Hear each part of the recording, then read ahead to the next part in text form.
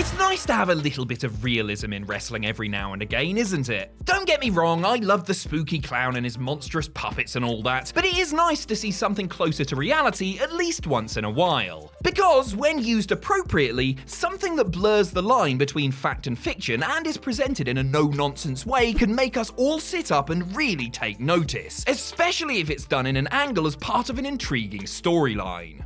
The right realistic angle presented effectively can potentially lead to big ratings and big box office. Not to mention, it can also get those who only have a cursory interest in wrestling talking. I mean, remember CM Punk's pipe bomb in 2011 when your annoying co-worker Alex was asking you about that thing that bloke said on the wrestling and how it was totally real and not fake like all that other stuff? That is but just one example. How about 10 more? I'm Adam Pacitti from Cultaholic Wrestling, and these are the 10 most realistic WWE angles. Join us.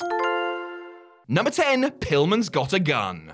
It's fair to say Vince McMahon was feeling the heat in the autumn of 1996. WCW were flying high on the back of the NWO and the increasingly popular Nitro as WWE began losing more and more ground in the Monday Night Wars. Not intent to sit idly by and be overtaken, WWE started to get a little edgier and began pushing the envelope with angles and storylines. We were still a ways away from the Attitude Era, but the seeds were planted, especially that time when one wrestler tried to shoot another wrestler as he was invading his home. Ah yes, the infamous Pillman's Got a Gun scene, where Stone Cold Steve Austin trespassed on the property of an injured loose cannon on the November 4th Raw, only to be met by a firearm. While most of the episode was taped, Vince wanted these segments to air live in order to give them a more realistic feel. Adding to that was Pillman dropping an F-bomb, which infuriated USA Network executives who knew about the angle ahead of time but were left outraged by how close to the bone the finished product cuts. No gunshots were heard, but it was implied they had rung out as the screen went black. WWE got a telling off afterwards, but it didn't stop them from pressing on with more sensational content.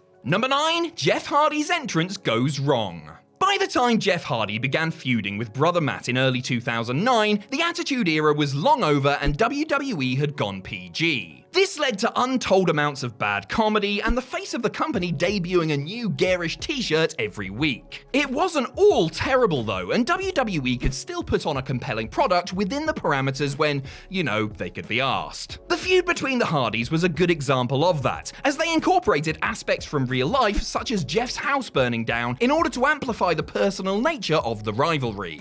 The most realistic moment in the storyline was when the charismatic Enigma became engulfed in his entrance pyro as he prepared to enter the ring for an edition of the Cutting Edge. Now, you obviously can't fake somebody getting blasted with fireworks, which I found out the hard way when me and my pals tried to copy Jackass in 2003, and Jeff was absolutely smothered by sparklers here.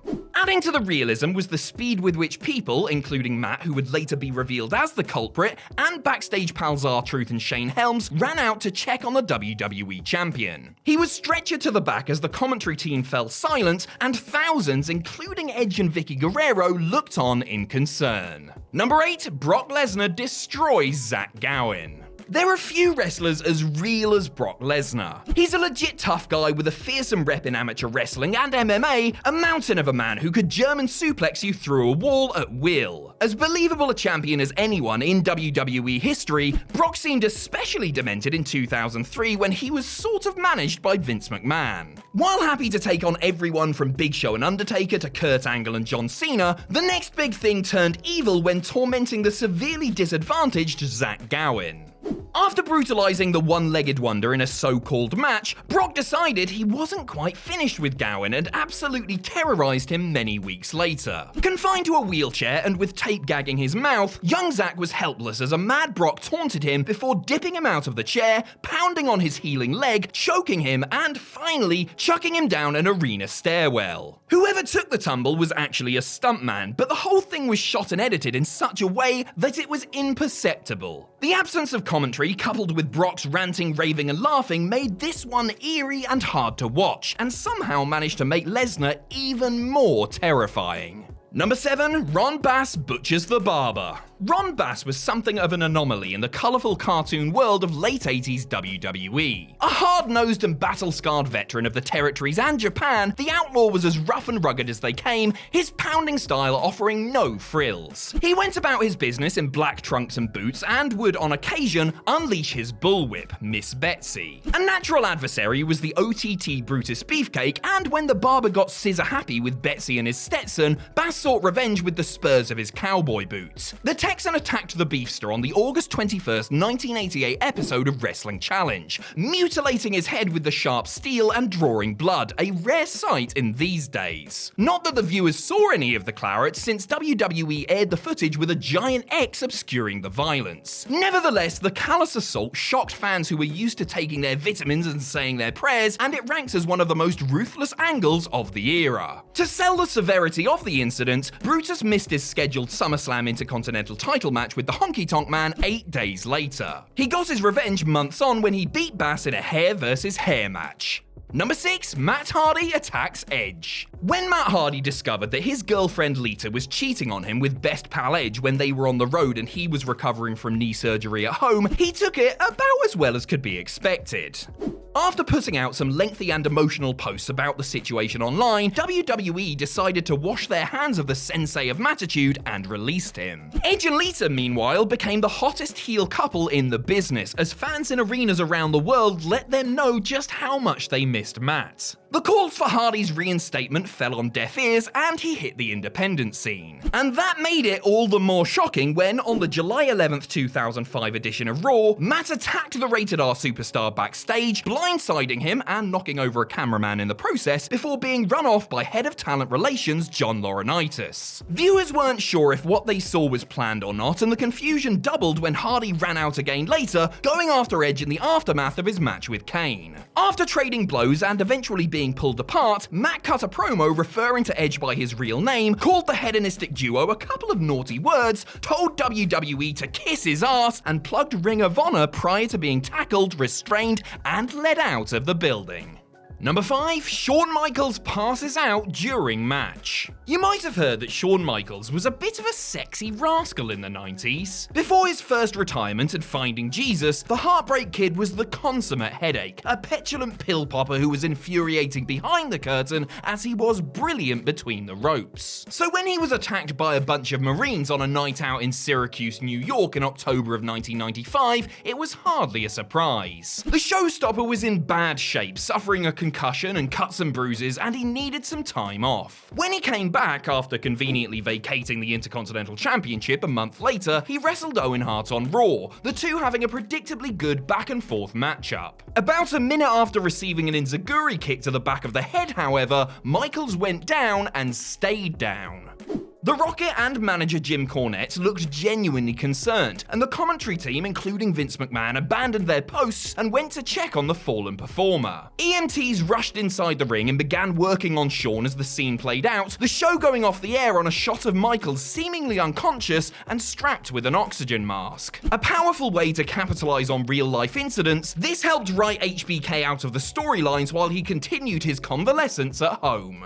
Number 4, Ricky Steamboat gets DDT'd on concrete. You would think a dragon and a snake would get on, wouldn't you? But Ricky Steamboat and Jake Roberts were certainly not pals. Roberts was a hated heel, conniving and vicious. Steamboat was a beloved babyface, spirited and virtuous. It was a logical rivalry, and it kicked off with a bang. That bang was Ricky's head hitting the concrete floor when the two clashed on the May 3rd, 1986 episode of Saturday Night's Main Event. Jumping the dragon before the bell, the snake sent him to the floor where he promptly DDT'd him on the outside of the ring. The move legitimately knocked Steamboat out, which Roberts had warned might happen beforehand. But WWE officials were adamant that the angle could go ahead, and after receiving assurances from the recipient that he could take the move and protect himself, Jake followed through with their request.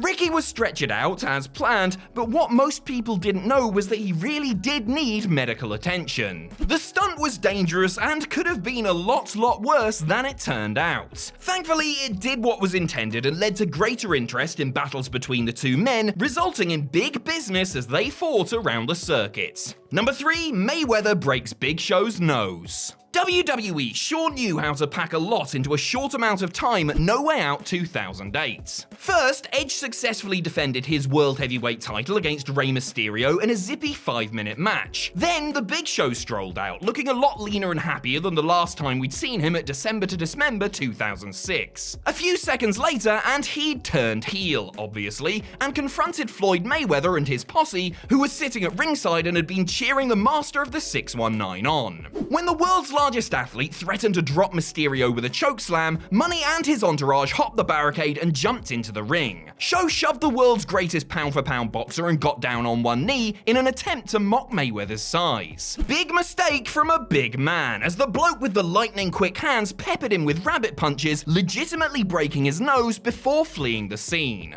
A genuinely incensed Show ran after him and had to be stopped by security and calmed down by Shane McMahon. The angle was, no pun intended, money, and was helped considerably by the lack of soundtrack as the announcers shut up and let the action speak for itself, for once. Credit to Big Show for taking one right in the honker for the team, too. Number 2, Brock KO's RKO. WWE presented a juicy headliner at SummerSlam 2016 as Brock Lesnar and Randy Orton faced off for the first time in 14 years. The two Ohio Valley wrestling graduates had grown into genuine superstars, and the Beast vs. the Viper was a contest that could have legitimately went either way. Brock was Brock, and there's usually about a 95% chance he's going over via Suplex City, but Orton is a bit of an enigma, a main event player who tends to run hot and cold and is a bit of a rebel in his own way. It did have a big fight feel, but on the night, the action was somewhat ordinary. A letdown even, after all the hype. Until the finish, that is.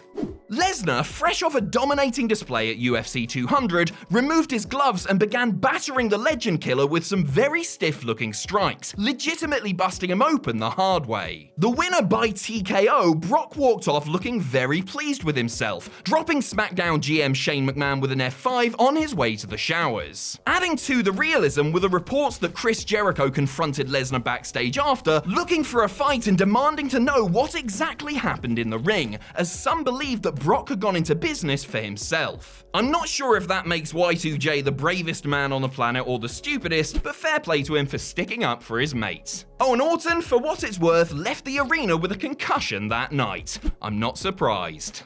Number 1, Randy Savage gets bitten by a cobra. Animals and entertainment do not mix. Trust me, if they did, I'd have a chimpanzee on my Twitch stream every single week, but it's almost a guarantee that he would steal my glasses and start shagging my left leg. Actually, where can I get a chimpanzee? You don't want to bring animals into the equation because they're hard to control and inevitably they will upstage you. Randy Savage found this fact out the hard way when he allowed Jake Roberts to unleash his cobra on his arm as part of an angle. Macho Man was a commentator at the time and had been goaded into the ring by Roberts, who had previously ruined the wedding reception of Savage and Miss Elizabeth. Blindsiding a raging Randy, Jake tied him to the ropes and then let his big floppy snake take a bite out of his python. Not only was it an actual real cobra, but it was actually biting Savage with its actual fangs. And for a while, as it transpired, since Jake couldn't get the reptile to relinquish and had to forcibly pull it off. Jake revealed sometime later that Match was wary of the angle, not because he didn't want to be bitten, but because he wasn't sure that the snake was actually devenomized. A quick backstage taste test on the snake's owner later, and Randy was ready to do business. The absolute nutter.